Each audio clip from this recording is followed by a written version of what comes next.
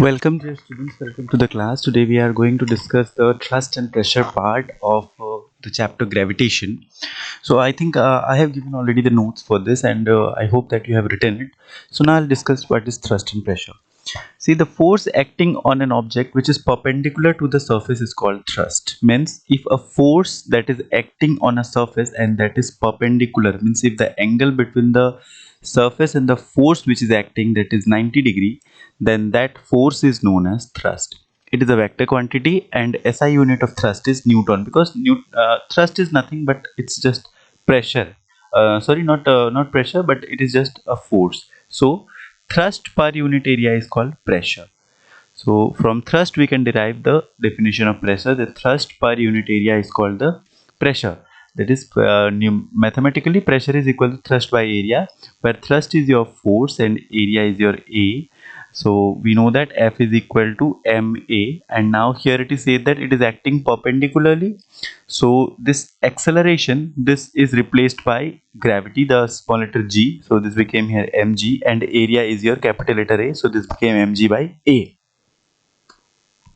The SI unit of pressure is Newton per meter square. This is the SI unit of pressure, and this Newton per meter square, it is directly represented in the form of Pascal, and this is to honor the scientist Blaise Pascal.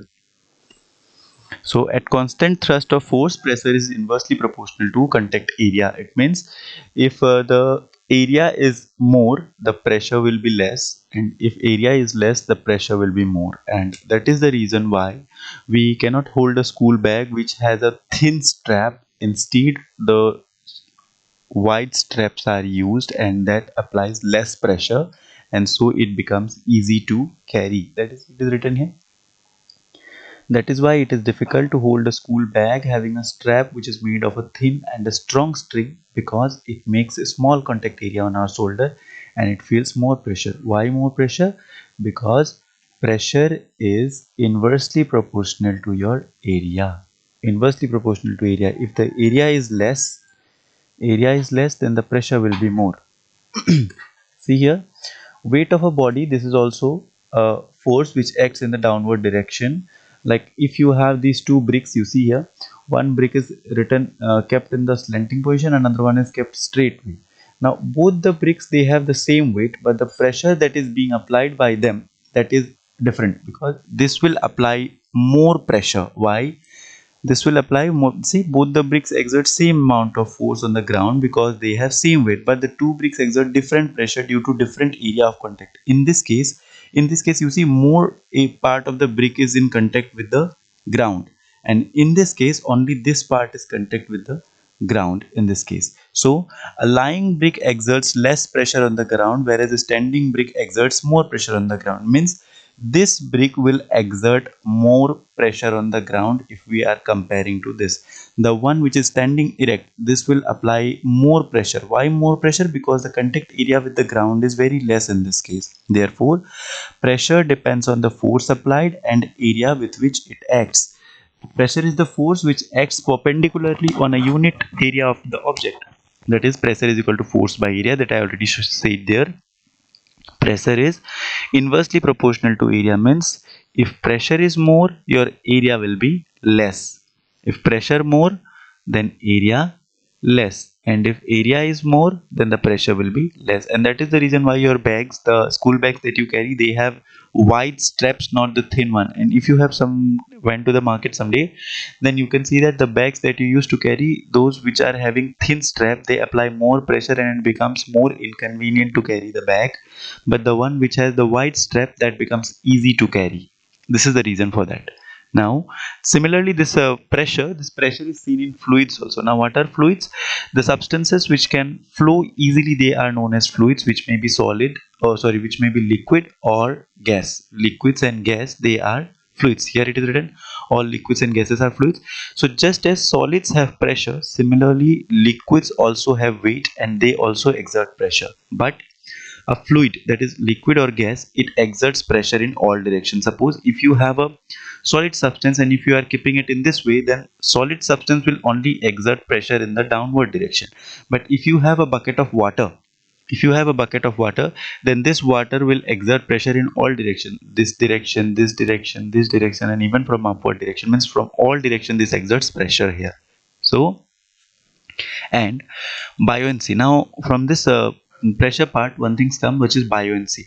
Now what is buoyancy? So buoyancy, when an object is placed in a liquid, the liquid exerts an upward force on it, and this is known as your buoyancy. So it is easy to lift a stone as long as inside the water, but feels heavy when it is lifted above water.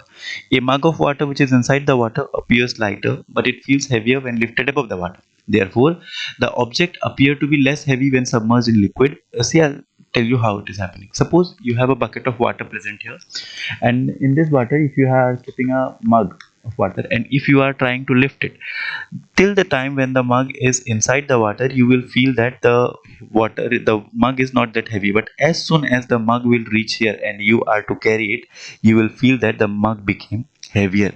So the reason is here, of the reason is the buoyant force, because inside the water the mug is also constantly pushed by the force. So that is why when you are applying force, that is not much. So the upward force acting on an object which immersed in a liquid is called the buoyant force, and it is also called upthrust. So what is the cause of buoyant force? The cause of buoyant force is that the pressure from the sides are equal and no net force is available. Means from all sides the pressure applied is equal in this case when the mug is inside the water. If you have someday pulled water from well, then also you can feel that the time when the bucket is inside the water, then you will not feel that it is that heavy. But as soon as the bucket comes above the level of water, you feel the weight of the water. So, but pressure at the bottom of the mug is more due to more depth of water, and is less at the top due to less depth of water. So here it will be a bit less, and this time it will be more here. So the difference in the pressure exerts net upward force is called upthrust or the buoyant force. The mug, usually made of plastic, is pushed up due to this upthrust. Means the mug is sometimes you have seen that if I am just keeping this mug inside here, you can see that the mug is floating above here. The mug will, if the mug is made up of plastic, it will float here. So that is the reason why this floats. The reason is the upthrust, means the liquid is constantly applying pressure and it is pushing it upward.